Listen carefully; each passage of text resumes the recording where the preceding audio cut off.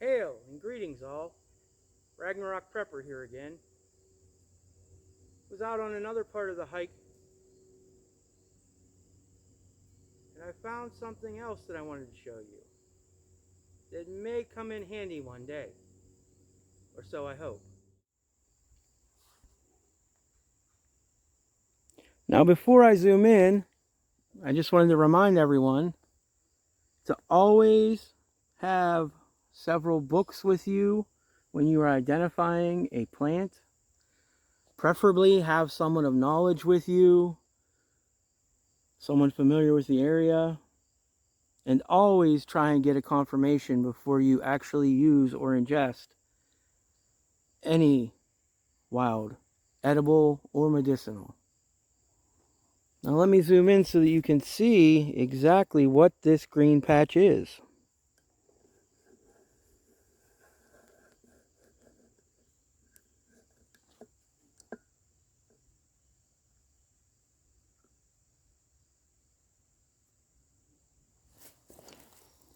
Now what you're looking at is something called Partridge Berry.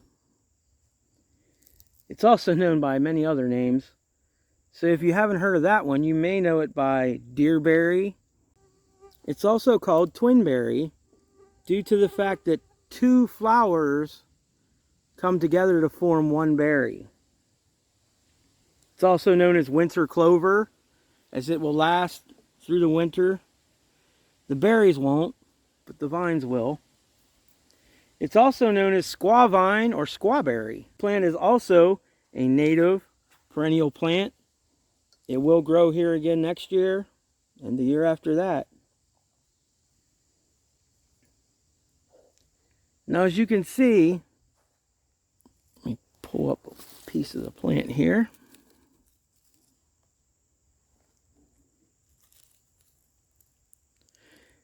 It's a viney evergreen plant. It's got twin leaves that have the evergreen shine on them. It's a woody stem. And it grows about foot and a half long in patches all together. Hence it gives the impression of clover.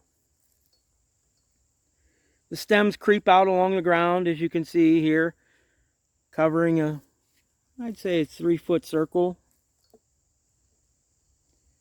But the bright red berries that you find from July until they're gone, as they are eaten by songbirds, grouse, turkey, other small mammals, as well as deer. As I said, they form in July, and they're about a 1/4 inch, maybe 3/8 of an inch round.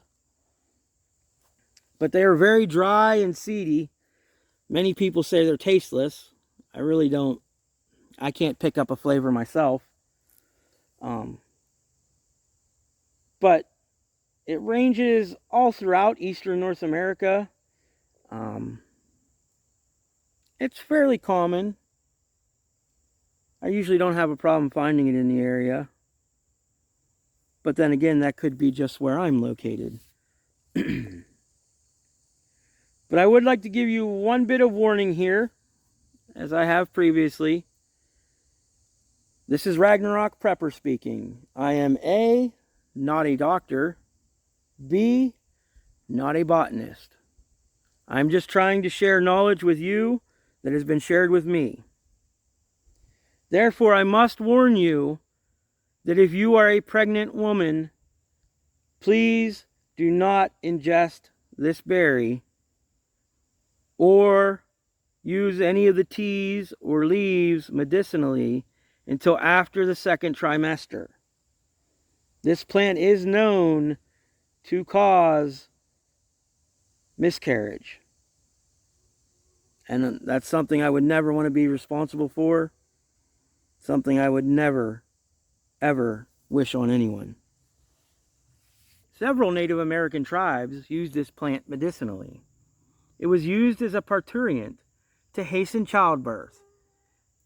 As a matter of fact, it is still used today by modern herbalists around the world, as it is known to be one of the best herbs to relax the uterus and ovaries. Frequent doses of this tea prior to childbirth promote a very easy delivery, which is something I believe all women wish for. This tea, made from the leaves, also treats delayed, painful, and irregular menses. As a matter of fact, it's pretty much known to be beneficial to any uterine or gynecological ailment that women suffer.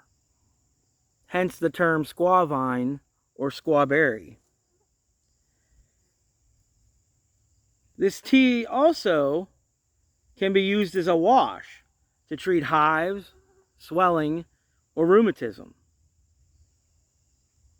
The tea, made from the berries, is said to have a sedative effect, similar to chamomile, and is very good at relieving anxiety, irritability, and exhaustion. Tea can also be used to treat insomnia, rheumatic pain, and fluid retention, as well as excess mucus, due to its astringent nature,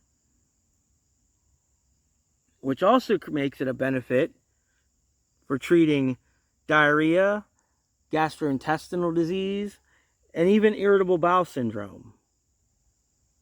Lotion, made with the leaves, is known to soothe sore nipples and breasts that result from breastfeeding. Interestingly enough, Partridge Berry is made into a jam, which is sold in Newfoundland. I'm not quite sure what that would taste like. As I said previously, to me the berries are very dry and seedy. They don't really have a flavor that I'm picking up on. So yeah, I can't imagine what the jam would taste like.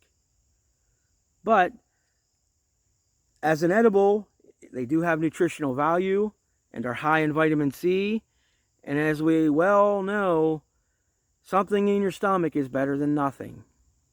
So if you stumble upon some partridge berry, be sure to identify it correctly before you partake. I hope you enjoyed a little bit more knowledge of another little gift that we found on our hike today. And I hope that this knowledge will serve you well one day. I think that we are at a state and time where everything is taken for granted. We can always run to the hospital. We can always run to the doctor's office. We don't have to treat ourselves anymore. But what if we did? What if you were an expectant mother and had no way of getting to a hospital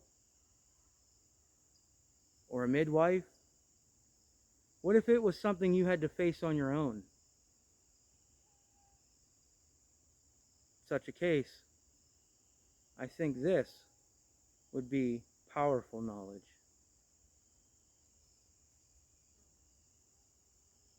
It's really something to think about. Where are we going? Where is this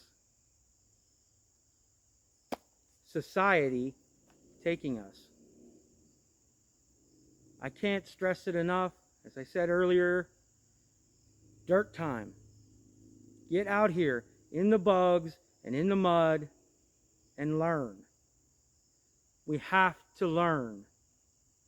If we don't learn, if you don't stack those skills, you're going to be lost.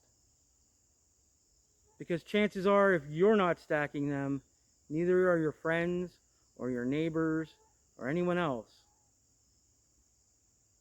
Then the whole village is gone. Village after village, lost. Because we're kept fat, dumb, and happy. Give them a cheeseburger. Give them a new iPhone. Give them a stimulus check. All these things add up to keep feeding the sheeple. Don't be one of them. You still have time every day, every minute, every second that you stack knowledge. And you take that knowledge out here in the dirt and you apply it, is a day that may save your life or the life of one of those that you love. please, please take this knowledge and use it wisely. Till next we meet, be well.